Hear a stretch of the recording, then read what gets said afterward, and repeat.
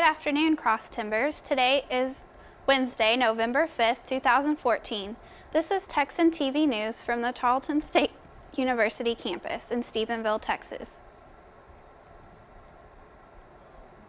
And I'm Shala Watson. Today's top story.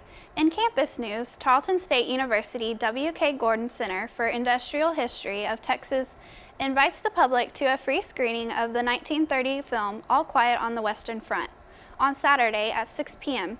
Based on a popular novel, the film tells the story of a group of idealistic young German school friends who joined the army during World War I and are assigned to the Western Front. With many scenes of the destruction and carnage and loss of life, their patriotism turns to horror. This film won Oscars for Best Picture and Best Director. The film screening is free, and the public is invited to remember those who served in the Great War. However, due to limited seating, reservations are requested by calling 254-968-1886 or via email to sadams@Tarleton.edu. The W.K. Gordon Center is located at exit 367 on Interstate 20 between Fort Worth and Abilene. Motorists should use the west exit use the exit 363 on I-20 to avoid construction delays. Also, in campus news, police are warning students to take extra precautions when following a string of campus burglaries, 1 in Traditions Hall, 3 in Bender Hall. Police say thieves took electronic items and cash. Lieutenant Al Alcon reminds residents and students to lock all doors, record serial numbers of property, and report locks or doors not working properly. Suspicious activity can be reported to police at 254-968-9265 or 911 or residential staff. In local news, Tuesday's election turnout was affected by the rain. Around 1,000 less people voted at the polls on Tuesday. This could have been caused by more people voting early. The line was still out the door of the courthouse at times as people waited their turn to cast ballots. 7,466 people voted out of the 20,480 eligible voters in Erath County. The Republicans swept the polls with almost 87% of the Erath County vote. Greg Abbott beat out Wendy Davis for Texas governor. Other Erath County winners include Ken Paxton as Attorney General, Glenn Hagar as Comptroller of Public Accounts, George P. Bush as Land Commissioner, Sid Miller as Agricultural Commissioner, Ryan Sitton as Railroad Commissioner, and Nathan Haidt as Chief Justice of the Supreme Court. All of the winners were Republicans. And now we turn to a video from the AP. Election Day 2014 produced a sweeping win for Republican candidates, with the GOP claiming control of the U.S. Senate. Results early Wednesday have the party gaining 7 seats in Arkansas, Colorado, Iowa, Montana, North Carolina, South Dakota, and West Virginia. Incumbent Democratic senators who lost include Mark Pryor of Arkansas, Kay Hagan of North Carolina, and Mark Udall of Colorado, who was defeated by Congressman Cory Gardner. We shook up the Senate. You shook up the Senate. Your message was heard from Nevada to Pennsylvania Avenue.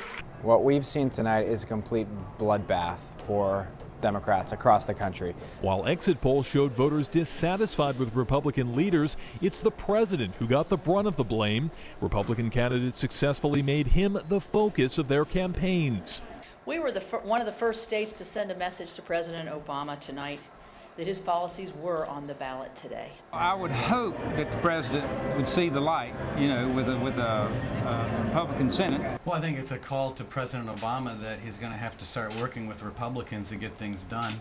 Among the Republicans reelected Tuesday, Mitch McConnell of Kentucky, with a wide margin against Democratic challenger Allison Lundergan Grimes.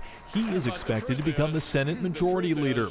Tonight we begin another one that's far more important than mine, and that's the race to turn this country around. Democratic incumbent Jeanne Shaheen held on to her New Hampshire Senate seat, fighting off Scott Brown. I promise you I will work with anyone in the Senate, Democrat, Republican, Independent, to get things done. In virtually every competitive contest, Democrats lost. The only race that they held on to was New Hampshire. Republicans also tightened their grip on the House with a net gain of 10 seats early Wednesday, with dozens of races still uncalled. Robert Bumstead, Associated Press. And now, today's Texas national and international news from the Associated Press. In Texas news, Governor Rick Perry has created a Texas task force on infectious disease preparedness and response. The task force is set up to prevent the spread of Ebola. There are 4 risk levels for the exposed healthcare providers.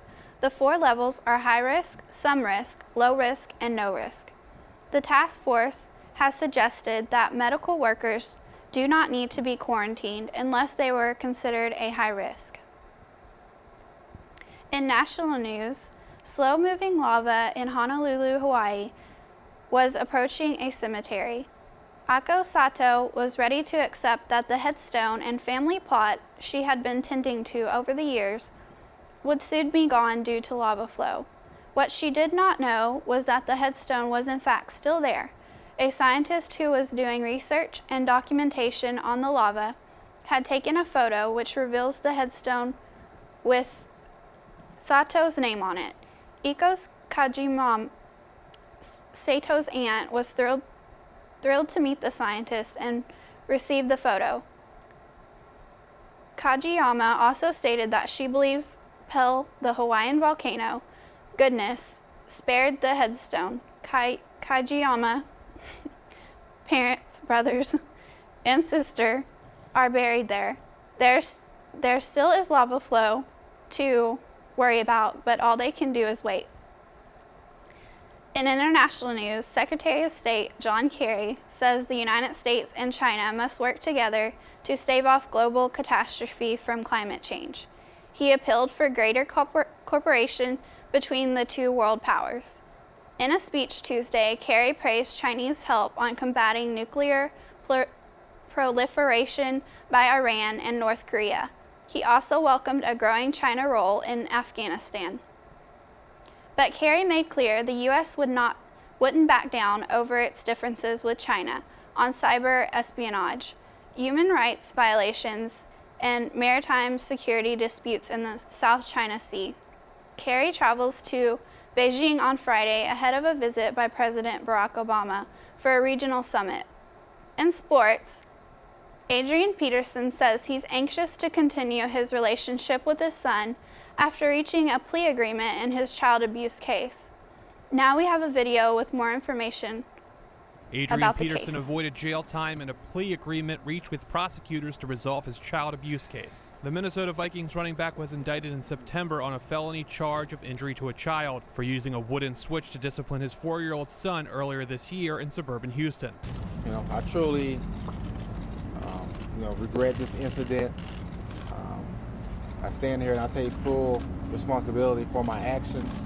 I love my son more than any one of you could even imagine.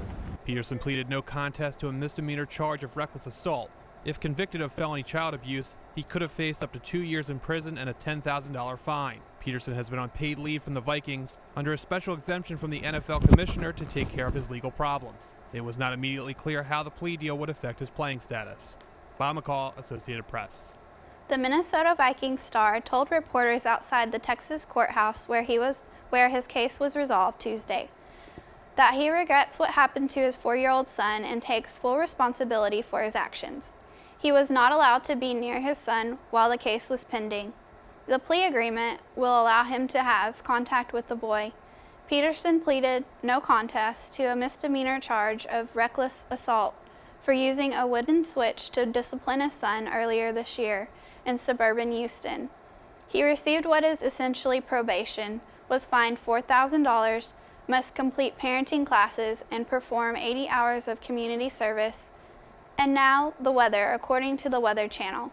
Today is cloudy with a high near 61 and north winds 4. Tonight will be partly cloudy with a low around 45 and north to northwest winds around 5 miles per hour.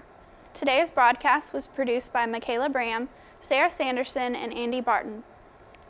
Make sure to watch us on Northland Cable Channel's 9 every weekday at 12:30. And don't forget to tell your friends about us and become a fan of Texan TV News on Facebook.